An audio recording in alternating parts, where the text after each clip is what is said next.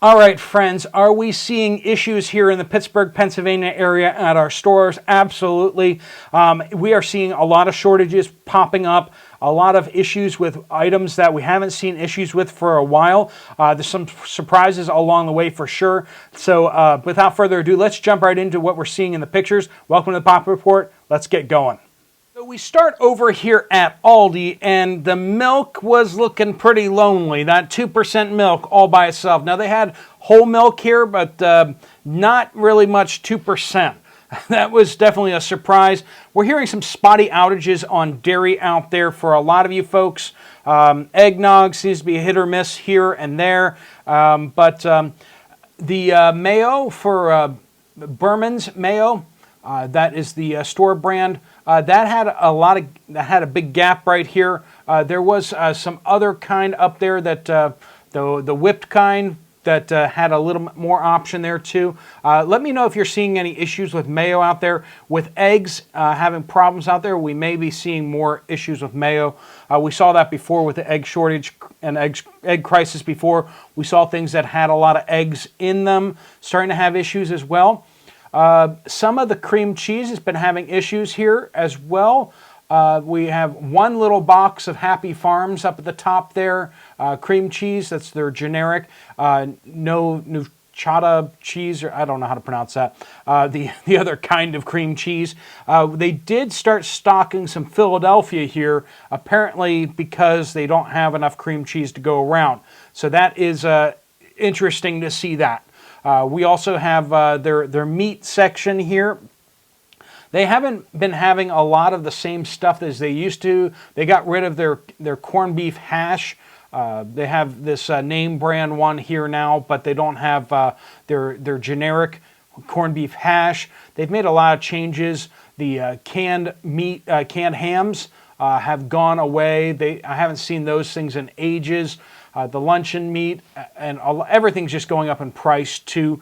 Tuna fish looking a little bit better down there. I bring that up because what we're going to see over at Walmart in just a little bit. A lot of shocking things over at Walmart for sure. Not as bad as last week, but still definitely not where we'd like to be seeing it. Salt looking fairly good here at Aldi, maybe a little bit light. Spices looking fairly well stocked. White rice, just seeing the prices on that, just kind of like a punch in the gut. You can still get pretty good white rice prices from Walmart, but Aldi prices are spiraling upwards. They used to be very competitive. Limit 2 on beef tenderloin and ribeye, bone-in ribeye. Those are kind of discounted prices potentially here. So, but notice they don't even have any of those anyway. It's rack of lambs that are just kind of wandering all over that bin. But whenever I start seeing limits, that has me concerned. That brings back memories, doesn't it? Limit 1 package of toilet paper per. We went through something a few years ago, didn't we? And we're not going to come back from that. But I promise you this, and this is not a fun promise.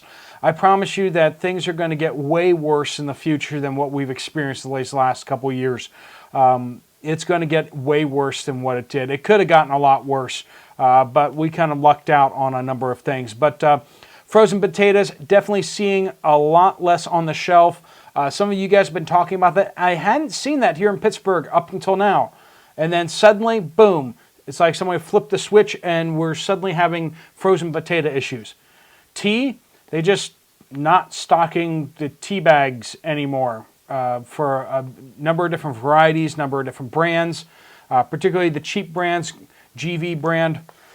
I think this is mostly like K-cups of coffee that has all this open space, which doesn't have me super concerned because K-cups are just, I mean, if you use them, cool and everything like that, but if they have coffee on the shelf and they don't have K-cups, I mean, a lot of you smart folks can figure out how to make coffee still, right?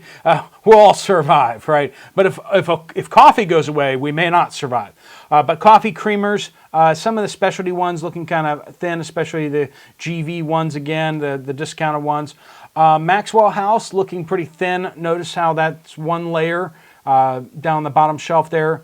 Usually they have it back layer 2 and they have it stacked up 2 deep or something like that. And this is 1 deep and only half a shelf.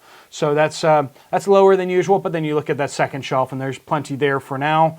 I went there right in the afternoon, around 4 p.m. in the afternoon, so on a weekday, so we should be pretty good. But peanut butter was definitely surprising here. That was a lot lower of peanut butter than what we're used to seeing here. Don't even know quite where to start with that. We haven't been seeing issues here with peanut butter. Let us know if you're seeing issues with peanut butter where you are. So because of what I saw over at Aldi, I was taking a closer look here at the mayo in Walmart and noticed again the generic mayo seems to be a bit low. Name brand stuff seems to be doing fairly well though. So salad dressings a little light but not terrible. Vinegar again a little light but not terrible. Rice and beans. Friends, this is like the picture of hope.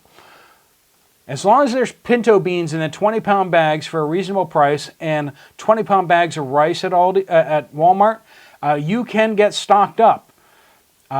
You can put together rice, beans, oil, chicken bouillon with some vitamins and everything like that for like $300 per person per year. That's well less. That's like that's under $30 a month. So it's like $25 something a month for food. So we can eat cheap, folks, if we choose to do so. And if you don't have emergency supplies, this is the kind of stuff you can get stocked up on. I know a lot of you are like, I don't eat pinto beans. And you know what? I don't eat pinto beans either, unless they're like refried beans out of a can. That's the only pinto beans I ever eat, but we can all learn to adjust to eating them. Canned chili, low. There's some pretty big gaps right there. Walmart meat section, notice the canned chicken has all but disappeared down there. The big multi-packs has just gone poof and disappeared. We're still seeing the Keystone beef on sale, at least here in the Pittsburgh area. $8.98 for the beef ones, not the ground beef ones. The ground beef ones are always kind of a little bit cheaper. That's a good price. So if you're concerned about where beef prices are going to go next month and next year, you definitely want to get stocked up. Canned beef is a good way to go. It's cheap and it doesn't take a lot of time. Now, if you want to go buy fresh beef or frozen beef and can it yourself, that's awesome. If you don't have the time for that, if you don't have the wherewithal with that, then getting it canned for you by Keystone is probably a good idea. And honestly, it breaks down to about the same price. I know a bunch of you are going to push back on me, but if you don't have the jars, it being canned in a factory is actually kind of comparably priced. Unless you get like a super great deal on beef, okay? If you get a super great deal on beef, you know, you get it for like $1 a pound. Yeah, I mean, no one can compete with that, okay? Then tuna. Tuna is a bit low here, especially the Great Value brand tuna. But notice it's just the front row again, nothing on the back row. So Switch. We've been talking about Switch here a lot on the channel, and this is what I recommend, and I'm recommending it, and I know a lot of you guys are pushing back on, like, this is some crazy thing, this is some shady thing. Right there on the screen. I mean, you fill out the form, and it comes straight to one of our team members. 2 million monthly shoppers have already made the switch. And that should tell you right there that this isn't some kind of scam. This isn't some kind of fly-by-night kind of thing going on out there. We can't talk about the brands we're working with. They don't allow us to talk about them on the air. But when you put your information in here and someone from our team contacts you, they will walk you through everything. You have no commitments whatsoever. You can see it all on their screens, and then if you sign up, there's still no commitments until you actually decide to make purchases. There's no commitments. This is not some kind of scam, and this is not a lot of accusations have been made in the comment section, and it's kind of crazy. But just, if you talk to one of our team members, they can walk you through it. A lot of you guys have already signed up for it, and it's fantastic. But if it's for you or it's not, that's cool. But I recommend you guys giving it a chance and just getting the information for yourself and see what the numbers look like and see if it makes sense for your family. But the baked beans, that's definitely low, lower than what we've seen for a bit. And this whole section just looked a little crazy for me, so I took a picture of it. A lot of the foil packs, a lot less foil packs out there. Still not seeing the name brand mashed potatoes in boxes, and the stuffing seems to be kind of a bit thin. But overall, that stuff was still there.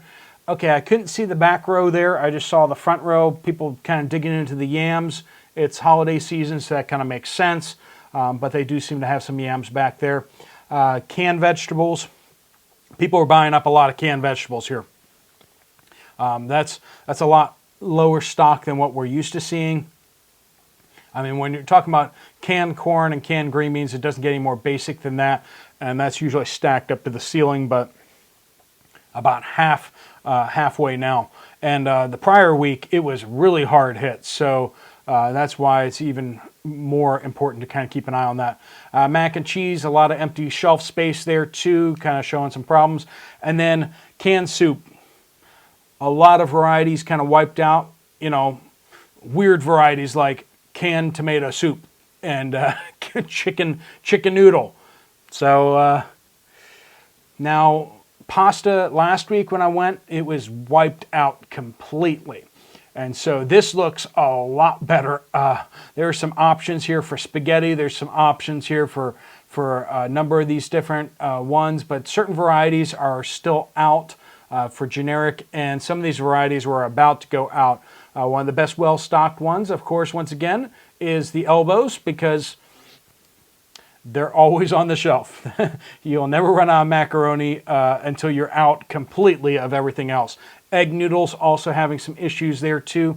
I'm not sure what's going on with pasta right now. I've looked into it a little bit, but I haven't really been seeing any official word out there on why we're suddenly having a pasta issue. Now, we've had some bad harvests of durum wheat, and that's what they use for the pasta, but I'm not sure why we're having such an acute shortage all in like 2 weeks. Suddenly, we have this massive shortage. We should have been seeing like prices going up and them just kind of making an adjustment. I don't know why we're suddenly having this shock therapy.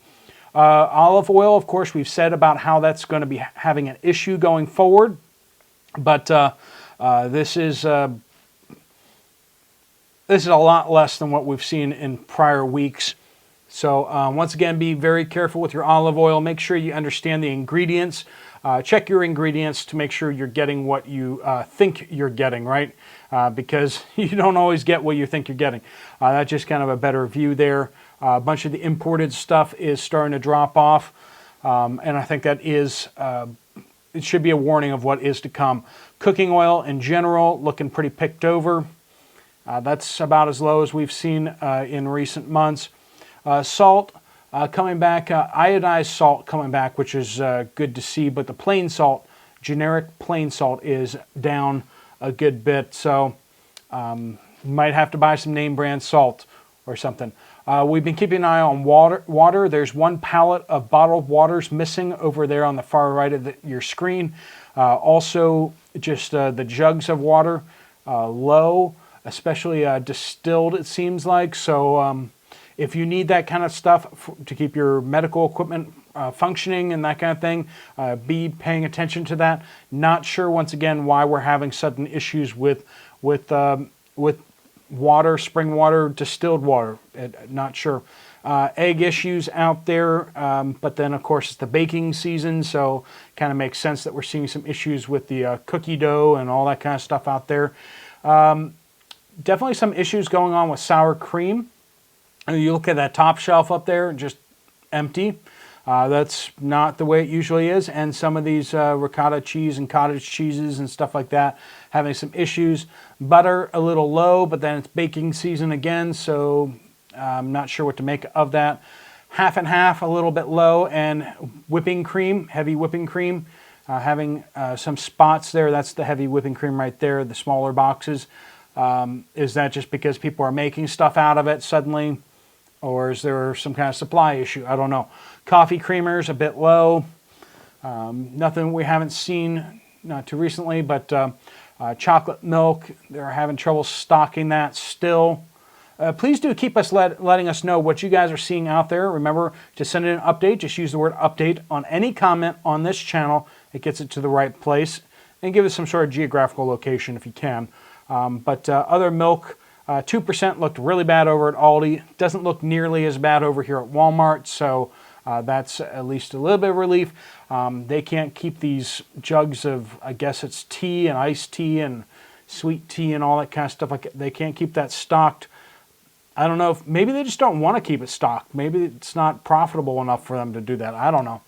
Sugar aisle, of course, a lot of you guys talking about what's going on with sugar out there. Not seeing the sugar shortages hitting here in Pittsburgh, Pennsylvania quite so bad, except for the powdered sugar. It seems like to be hitting the powdered sugar and some of the specialty brown sugars and stuff like that. Not so much the regular beet sugar.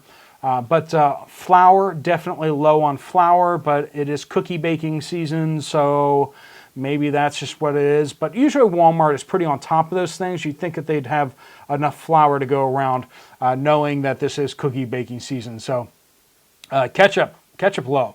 And for Pittsburghers, this is a big deal because Heinz is based here in Pittsburgh. So ketchup is definitely low here, and not sure what's up with that. All right, friends, that's what I'm seeing here in Pittsburgh, Pennsylvania. If you want to check out what it would look like to switch your spending away from the corporations that hate you, there's a link right up on the screen there. There's also a video up on the screen if you want to check out another video from this channel. Thanks so much for watching. I will see you guys later. Steve Poplar, The Poplar Report, out.